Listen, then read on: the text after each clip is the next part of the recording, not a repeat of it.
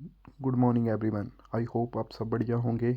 आज जो हम करेंगे हिमाचल प्रदेश पटवारी मॉक टेस्ट, जो आपके 30 क्वेश्चन रहेंगे बेस्ड ऑन साइंस सब्जेक्ट। ये प्रीवियस ईयर क्वेश्चन पेपर हैं। इसके लिए आपको 30 मिनट्स दिए जाएंगे। तो चलते हैं बिना किसी देरी के क्वेश्चन नंबर 1 के ऊपर। क्वेश्चन नंबर 1 के ऊपर पढ़ने से पहले चैनल को सब्सक्राइब कर लीजिए, फॉलो कर लीजिए और अपने दोस्तों के साथ शेयर कर लीजिए, क्योंकि आने वाली वीडियो जो रहेंगी वो महत्वपूर्ण रहेंगी। आप सभी देखते तो हो चैनल को, बट आप सब्सक्राइब करके नहीं जाते, तो चैनल को सब्सक्राइब कर लीजिए। तो question number 1, which nutrient is mainly responsible for growth and repair of body tissues. तो क्या होते हैं? कार्बोहाइड्रेट, प्रोटीन, फैट्स या विटामिन्स। तो कौन से करते हैं आपको रिपेयर ऑफ बॉडी टिश्यूज़ को? वो है आपके प्रोटीन्स। तो इसका जो सही आंसर हो जाएगा वो हो जाएगा proteins. Next question, which of the following is a rich source of vitamin C. कौन सा रिच सोर्स होता है विटामिन सी का? राइस, मिल्क, ऑरेंज या बटर। तो इसका जो सही आंसर है ऑरेंज। ऑरेंज बेसिकली जो विटामिन सी होती है वो किस में होती है? आपकी सिट्रस फ्रूट्स में। कौन से? आपकी सिट्रस फ्रूट्स में। Next question, question number 3, fats mainly provide energy, minerals, water या रफेज। तो इसका जो सही आंसर हो जाएगा क्वेश्चन नंबर 3 का वो हो जाएगा एनर्जी। फैट मेनली प्रोवाइड हमें क्या करवाती है? Energy. Question number 4, which of the following is a transparent material. तो बताइए कि कौन सा अपारदर्शी ट्रांसपेरेंट मटेरियल है इसमें? वुड, ग्लास, मेटल या रबड़। तो इसका जो सही आंसर है वो हो जाएगा आपका ग्लास। ओके, जिससे हम आर पार देख सकते हैं। Question number 5, material that allow electricity to pass through them are called insulator, non metals, conductors या सॉलिड्स। तो क्वेश्चन नंबर 5 का जो सही आंसर हो जाएगा, कौन से electricity to pass through them are called, क्या बोलते हैं उसको? तो उसको बोला जाता है आपका conductors. Question number 6, which material is attracted by a magnet. तो कौन सा अट्रैक्ट करता है मैग्नेट को? प्लास्टिक, वुड, आयरन या पेपर। तो क्वेश्चन नंबर 6 का जो सही आंसर हो जाएगा वो हो जाएगा आपका आयरन। कौन सा material attract by the magnet? कौन सा अट्रैक्ट होता है? आपका iron. Next question, question number 7, which joint allows movement in all direction. तो बताइए कौन से करते हैं? Hinge joint, pivot joint, ball and socket joint या फिक्स जॉइंट। तो इसका जो सही आंसर है क्वेश्चन नंबर 7 का ball and socket joints. Okay, question number 8 के ऊपर चलते हैं। Which part of the body helps in the bending arm. तो कौन सा काम आता है जो आपकी बेंड करता है आर्म को? शोल्डर, एल्बो, रिस्ट या नेक। तो क्वेश्चन नंबर 8 का जो सही आंसर हो जाएगा वो होगा आपका elbow. Question number 9, backbone is made up of one bone, two bones, many small bones, cartilage only. तो backbone is mainly made up of छोटी छोटी आपकी स्मॉल बोन्स से बनती है आपकी backbone. Next question, a shadow is formed when light passes through an object, light is reflected, light is blocked by an object, light is absorbed. तो shadow कैसे बनती है? मान लीजिए शैडो कैसे बनती है, तो कोई जो ऑब्जेक्ट है वो लाइट को क्या करता है? ब्रेक कर देता है या ब्लॉक्ड कर देता है, तो वहीं पर एक शेडो की फॉर्मेशन हो जाती है। तो इसलिए इसका जो सही आंसर हो जाएगा वो हो जाएगा light is blocked by an object. Question number 11, which object form a sharp shadow. तो कौन सी बनाती है आपकी शार्प शेडो? ट्रांसपेरेंट, ट्रांसकुलेंट, ओपेक या ग्लास। तो क्वेश्चन नंबर जो 11 है आपकी शार्प शेडो कौन सी ऑब्जेक्ट बनाता है? आपका opaque. Okay, question number 12, the image formed in plane mirror. कैसी इमेज बनती है प्लेन मिरर में? स्मॉलर, लार्जर, सेम साइज या इन्वर्टेड वर्टिकल। तो इसका जो सही आंसर हो जाएगा कौन सी? सेम साइज की बनती है।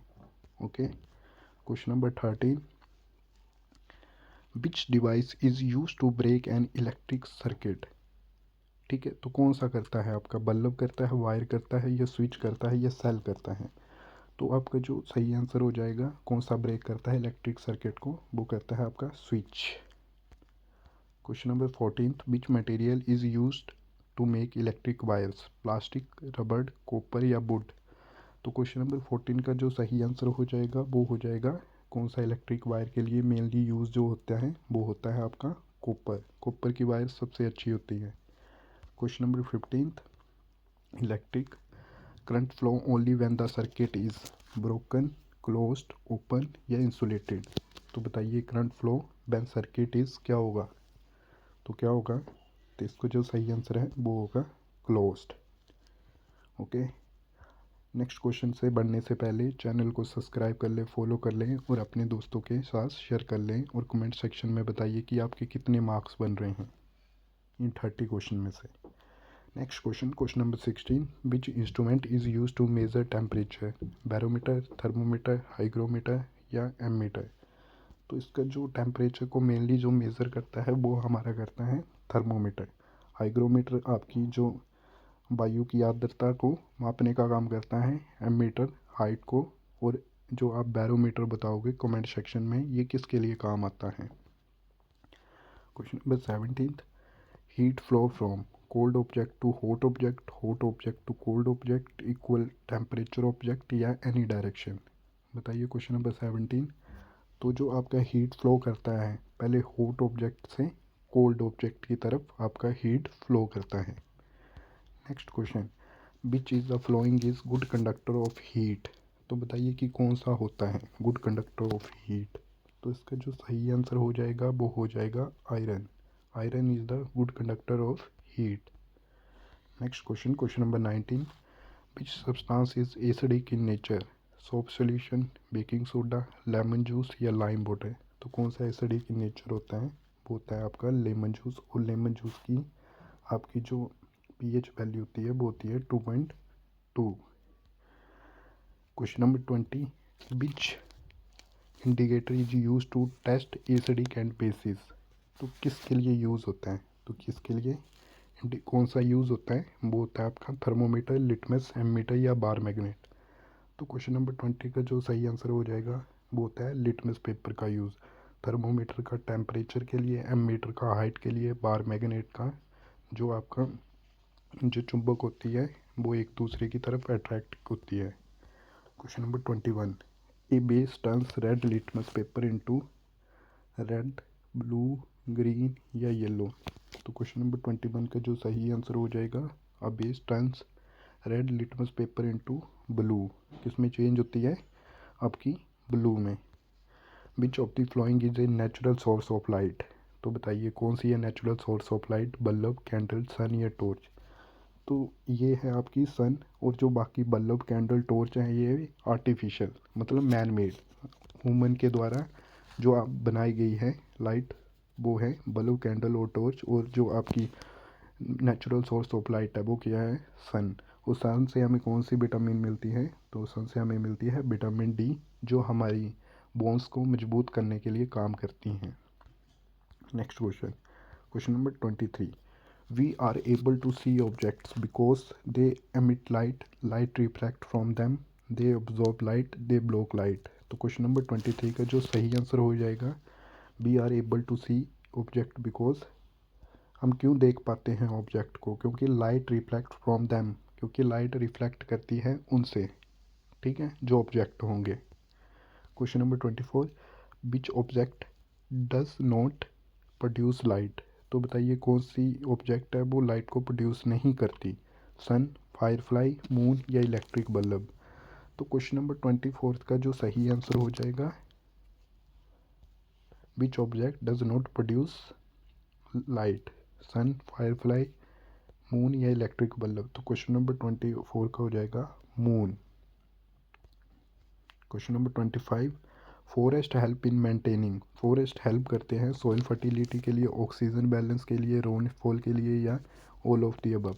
तो ये जो फॉरेस्ट हेल्प करते हैं आपका सॉइल फर्टिलिटी के लिए भी करते हैं, ऑक्सीजन बैलेंस के लिए भी करते हैं, रेनफॉल भी के लिए भी करते हैं। तो इसका जो सही आंसर होगा वो होगा all of the above. Next question, which organism is called a decomposer. तो क्या बोल कौन से ऑर्गेनिज्म होते हैं जिनको डीकम्पोजर बोला जाता है, लॉइन, डेयर, बैक्टीरिया या ग्रास। तो क्वेश्चन नंबर 26 का 26 का जो सही आंसर हो जाएगा वो हो जाएगा आपका बैक्टीरिया। डिकम्पोजर को क्या बोला जाता है? बैक्टीरिया।